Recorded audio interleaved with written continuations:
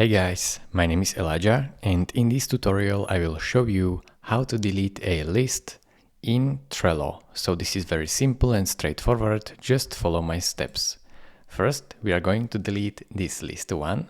So click on these three dots, list actions, and then simply go down here and click on archive this list. Now once your list is archived, go right here to these three dots and down until you see archived items. Click on that.